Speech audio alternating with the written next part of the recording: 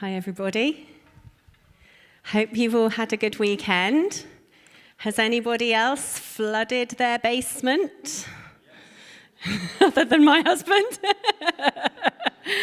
By trying to move a radiator? SOS 999. We literally lived out this message over the weekend because this is titled Rooted in Community, and we had to ring my neighbour, and she had to ring her ex-husband, who had to tell us what to do.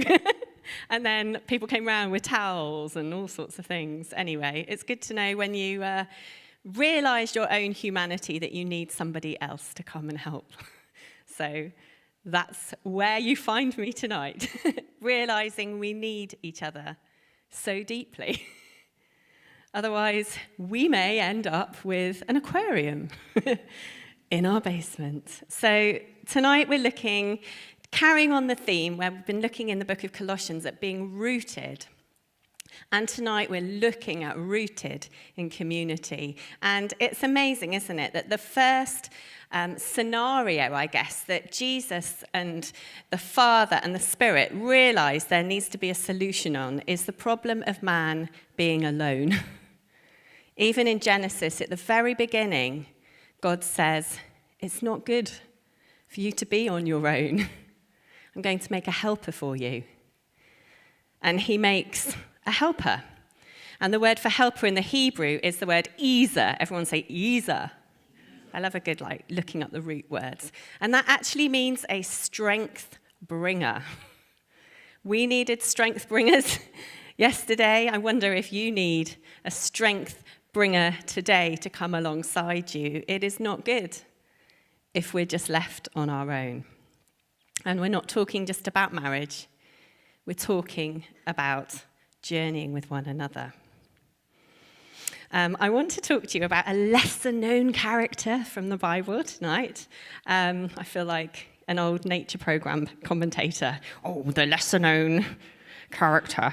And sorry, that was a bit weird. I don't know why I did that. Probably trying to lighten the mood a bit. Quick, lighten it up. Got a bit heavy at the beginning. Let's lighten it.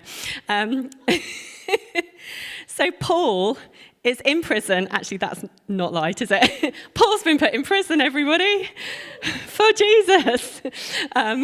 Watch out.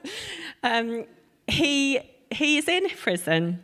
He gets to know somebody who has come from a place called Colossia. And this guy he meets in prison, it turns out he had run away from his slave master. And his slave master was called Philemon. Have you heard of that book? Shortest book in the Bible. You could read it tonight. I highly recommend it. It's amazing. Do it in 5 minutes. Actually, spend a bit longer. And so Philemon is written to by Paul. And he had the church, one of the churches, I think there were maybe just a couple of churches in the whole of this region that was in Rome, kind of around what would be modern-day Turkey now. This was the location, so picture the scene. They had house churches, not huge churches, not big buildings like this. They were still under Roman occupation. And this guy, Philemon, he had the house church, one of them. Maybe there were 2 house churches. His was one. And he had a slave called Onesimus. Great name. And Onesimus was his slave, and we find out that he ran away and basically ended up then imprisoned with Paul. So he ran away from Philemon, but he ran into Paul in prison, and because he ran into Paul in prison, he ran into Jesus. And his life was dramatically transformed. And Paul then says, right, I'm going to write a letter back to Philemon. And then we can read that letter. It's the most amazing letter that I think sums up the lessons we need for community quite profoundly. So the runaway slave is being talked about here. So Paul in Philemon, he starts to write to Philemon. He says this, Paul, as an old man, a prisoner of Jesus Christ, I appeal to you for my son, Onesimus. This guy was a runaway. This was a guy in prison. But now, he's not a slave. He's seen as a son. says, he became my son while I was in chains. Formerly, he was useless to you, but now he has become useful both to you and to me. And I'm sending him, who's my very heart, back to you. Isn't that beautiful? And Onesimus' name meant useful. That was his identity. It got muddled up in being a runaway, in being a slave, in being a rebel. And Paul says, Philemon, the church is in your house. I'm sending him back. He's different now. He's different now. He's encountered Jesus. And he says, I want you to see him no longer as a slave, but better than a slave, as a dear brother. He's very dear to me, but he's even dearer to you, both as a fellow man and a brother in the Lord. So, he says, this is his handwritten letter. If you consider me a partner, welcome him as you'd welcome me. If he's done you any wrong or owes you anything, charge it to me. Wow.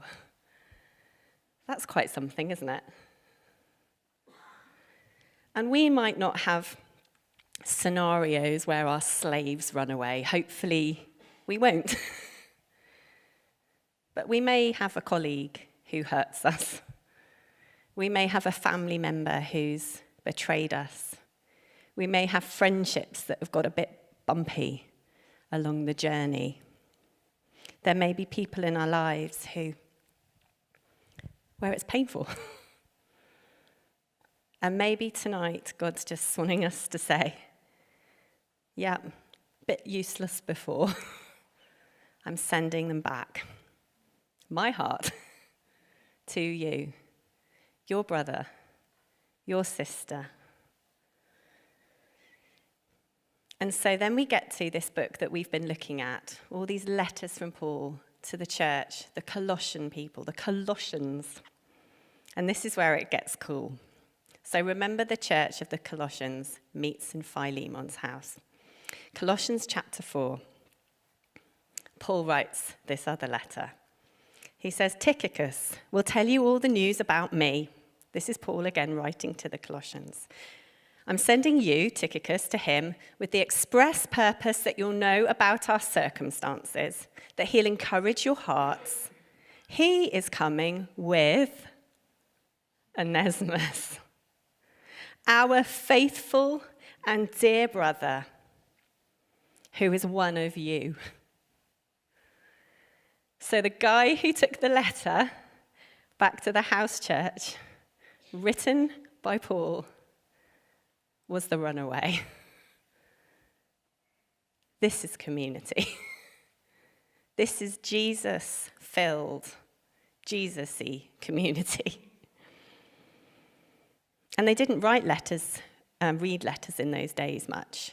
Most people weren't that literate. So when someone came to a house church that was under Roman occupation with a letter, this is quite a big thing.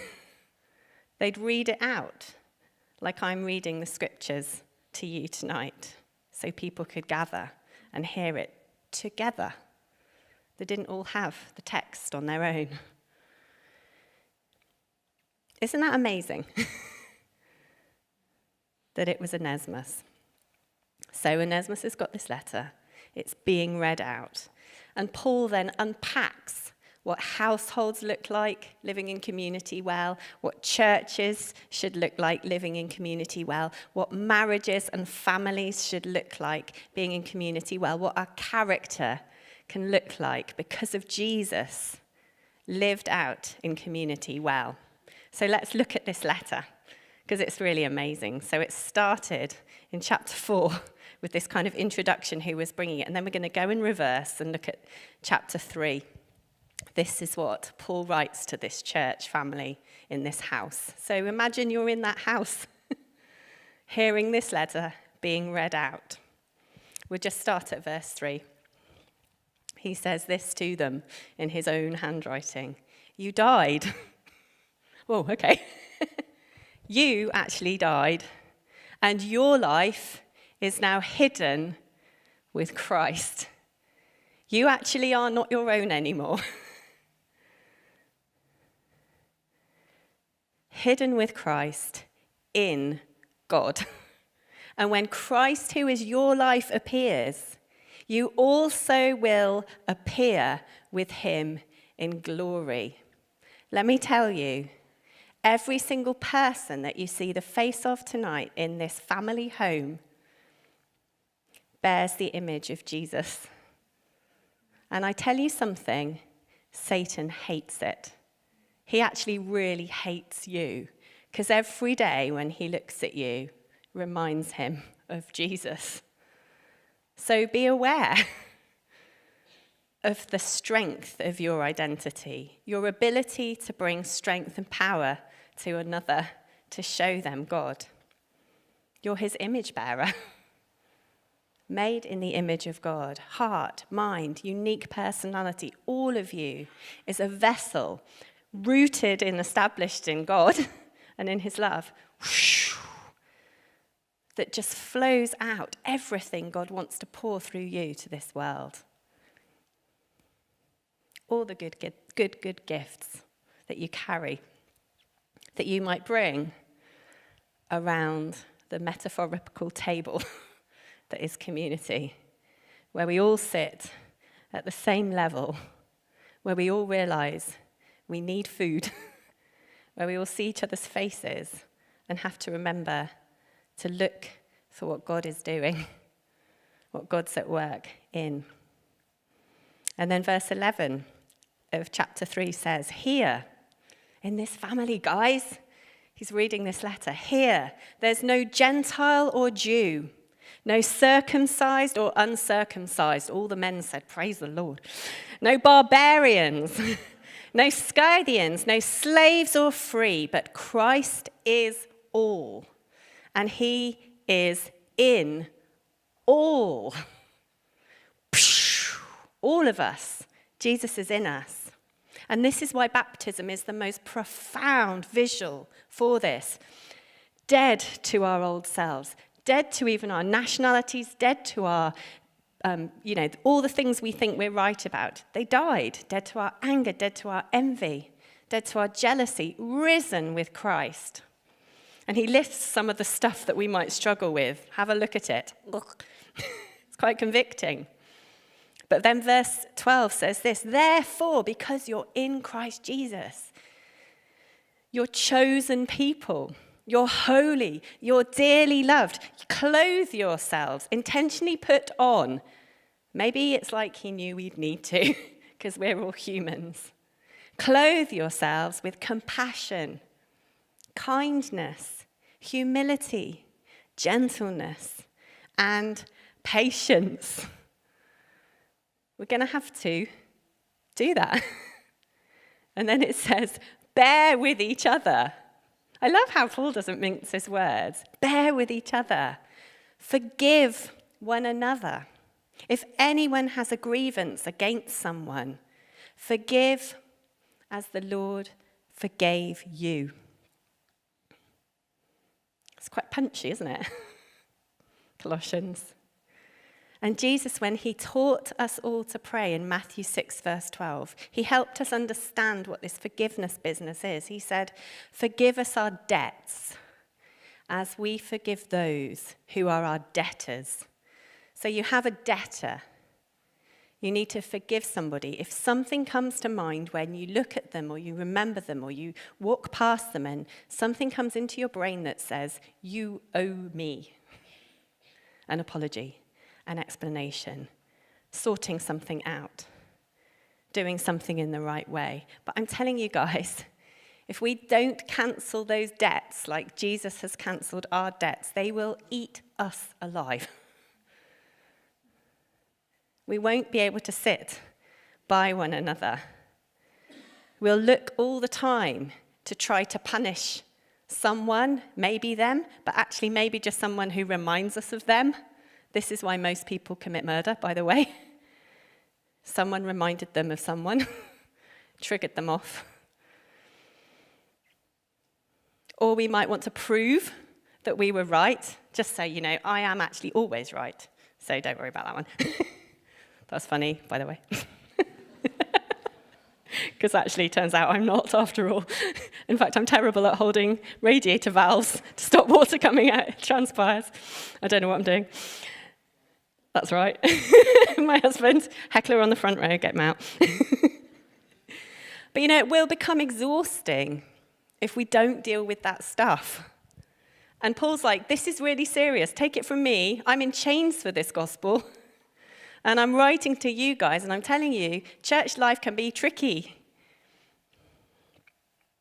Because guess what? You're human. And we walk around, we bump each other, and we say, pass the salt, and on the way, we just scuff their arm, because we're like, oh, I'm really annoyed at you. Because we're human. So is there anyone you avoid on aisle 4 of Waitrose or Tesco's? Because do you feel they owe you? Please cancel it. And Hebrews 12, the writer says, make every effort to live at peace with everybody. Be holy. Without holiness, no one will see the Lord. This stuff affects our ability to evangelize. So see to it that no one falls short of the grace of God. The grace of God. Unearned, undeserved. That's what he did for us. And guess what? We get to pass it on. And then he says this, see to it that no bitter root grows up to cause trouble, to defile many. That's a horrible word, isn't it? Defile many. But it gets into our root system, bitter roots, and grows horrible things in our lives and totally destroys community. So we can be rooted and established in love, or we end up with really bitter roots. And it's a really important choice to sort this stuff out. And then Paul, let's go back to Colossians chapter 3. He says, continuing this, gets better now. He says, and over all of these virtues, put on love, which binds them all together in perfect unity. Let the peace of Christ rule in your hearts, since as members of one body,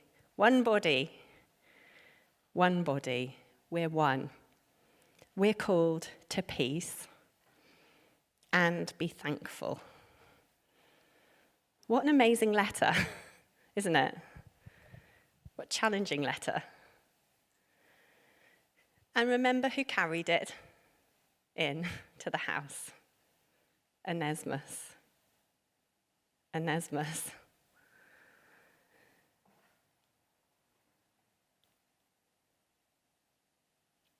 And I think the lesson I learned over the weekend when we try to do things on our own or get a bit annoyed, just flags up, we really need each other. Because my individuality starts to raise its ugly voice, my pride starts to raise its ugly voice, and it says things like, I don't need you, I've got this. And then you have to put your hand over a valve that's spurting with water and realize, I actually do need you. I can't do this at all.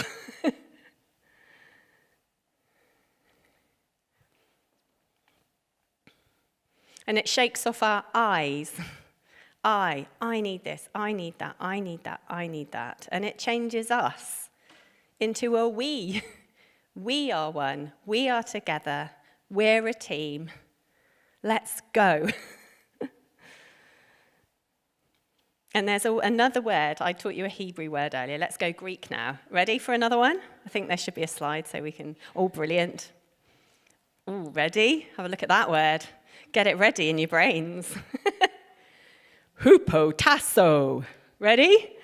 Hupotasso. Not enough enthusiasm for the hupotasso here tonight, guys. Hupotasso. Yeah, that's the one. And it means submit, which is underwhelming for such a cool Greek word. But it's quite amazing because it actually means to set down or to set yourself under something, someone. When we got married, we said vows and we read scriptures that said submit to one another, which means we died to ourselves, unfortunately for us. And we became a team. And so we have to decide, we fight for that team. Team Glynn, go us. And sometimes we really have to choose to fight for our team, especially when I decide that books on bookshelves should be in colour sections. And somebody else, looking on the front row, thinks they should be in, no, not alphabet, no, proper sections of categories. So it's always a joy and a delight to come home, like Mike did, and realise all your books are in the wrong order. But we had to die to what we thought was right. Our funny old ways, that's a stupid example. We've got much worse arguments that we could share. Let's not do that. That's just an example. But you see, when we know we all bring something different and we are a team, we look at that baptism picture and we see, dead, rise, dead to ourselves, rise with Jesus, rise with Christ. We're the Jesus team now. We're not our nationality, we're not our preferred whatever we are, we're Jesus's. That's our identity. And sometimes I find it, as someone who likes to talk, you might have gathered, I find it hard to switch my teachery mode off. I don't know if anyone's noticed that. But, that's part of this journey of being a team, that I decide I'm not always going to teach. Sometimes I'm meant to understand and ask questions and listen and realise I'm not always the hero in everyone's story. I can learn from others.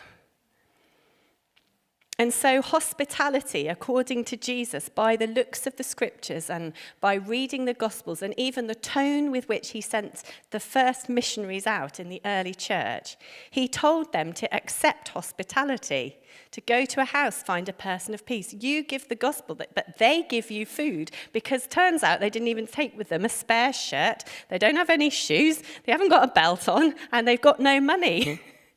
So they needed to be able to ask for help and to receive, as well as thinking, we've got something to give. How are we at doing that? Do we think we're always the one who's right? It's quite hard, that, switching it off. But everybody knows something we don't know. Everybody reflects Jesus in a different way to me. Everybody else does. I'll carry Jesus a certain way with my unique story, but you'll have yours. And part of being round the table in a church is the beauty of discovering someone's journey and growing and learning together. I used to literally live in a community house with around, I think it was about 17 people. It went up to 20 at one point, with all sorts of people in there.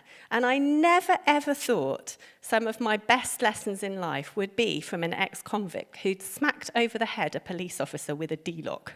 He lived in the room next to me. I sat next to him for dinner every night. And he'd got saved in prison. And every Monday night, we had this thing that we called it, What Am I Like to Live With? Brutal.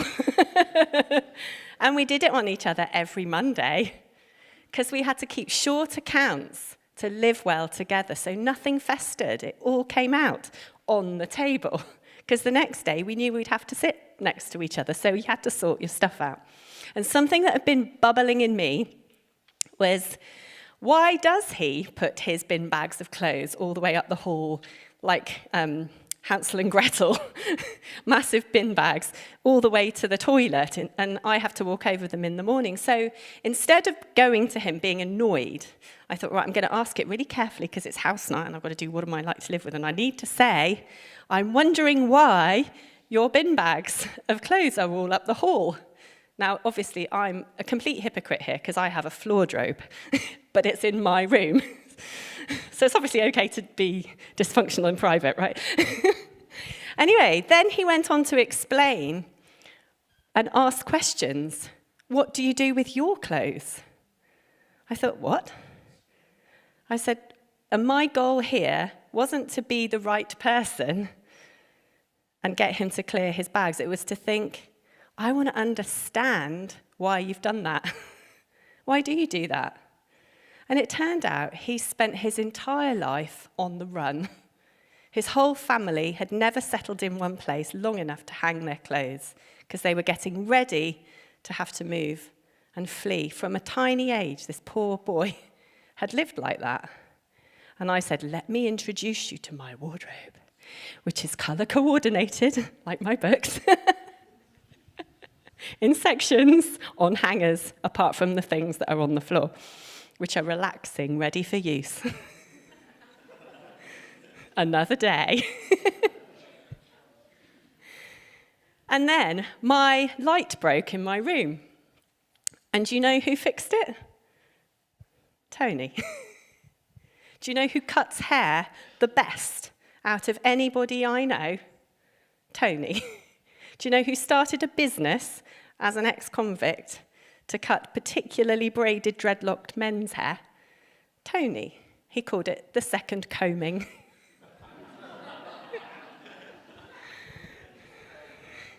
Do you know who break dances way better than me?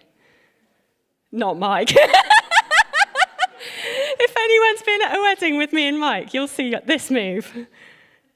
It's the windscreen wiper. So who we need?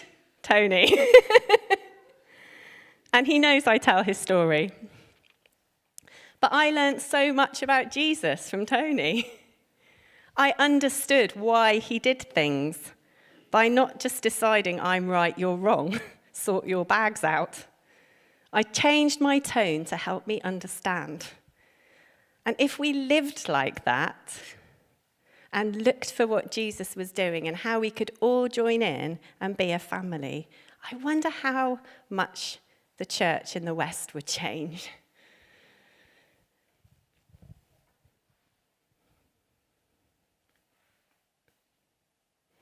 A little bit of homework. Find somebody who thinks differently to you about something.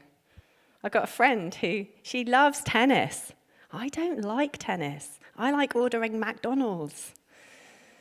But she loves tennis. So I've spent time, tell me about your tennis. You know, to get in the zone of understanding somebody and not just thinking, how stupid. I used to like tennis. I've just gone off it a bit in my later years. Later years. Josie, I'm getting on now, you know. But just think about, you know, the context of this book, Colossians, the letter that Paul wrote, the people who would have been there, the struggles they would have had would have been the same as the struggles we had. Someone annoys you, you've got to sit with them. Someone's upset you and they owe you one, you've got to cancel it. You've realised you're actually angry because you got angry and you didn't realise that was in you. And thank God you live in community because it shows you yourself. Because it's not good for man to be alone. We need someone to come alongside us and bring us strength, to help us. And thank God for God, because he sent Jesus and Holy Spirit does the hard work here, guys. He fills us, and look at all the fruit of the Spirit. When we just say, fill me, Lord, his character change is incredible. That'll help us, won't it? That'll help us be around the table. That will help us do a bring and share when we come to church. So we don't think, oh, it's all on the people who are on the staff. And this isn't a dig at all, but this is our family home. You know, I was walking down the street the other day and I thought, oh, someone's like really thrown loads of stuff. And I walked past it. And then I thought, no, this is my road too. So I reversed and picked it up. It was a bit gross, actually. But, you know, it's that kind of attitude, isn't it, where we're in it together.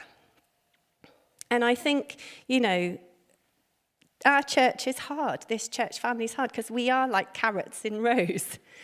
But imagine we're oak trees planted all next to each other for a display of God's splendor, as it says in Isaiah. Being planted, rooted in God. But every one of us grows really well, shining out a different bit of Jesus, and we need each other. And so let the Lord show you, you know, how to respond to this. But why don't we just invite his Spirit to fill us? Because I really think it's a heart change that we can't make happen. Like, I gradually warmed up to living with people in my community house. I've warmed up to living with Mike. Not that he's awful as a housemate, but we've got our things. And we fight for each other because we're a team now. And we're a team right now. We're the Jesus-y team of Trinity Cheltenham. And I wonder what God wants to do with us all. It feels a really exciting, pivotal time.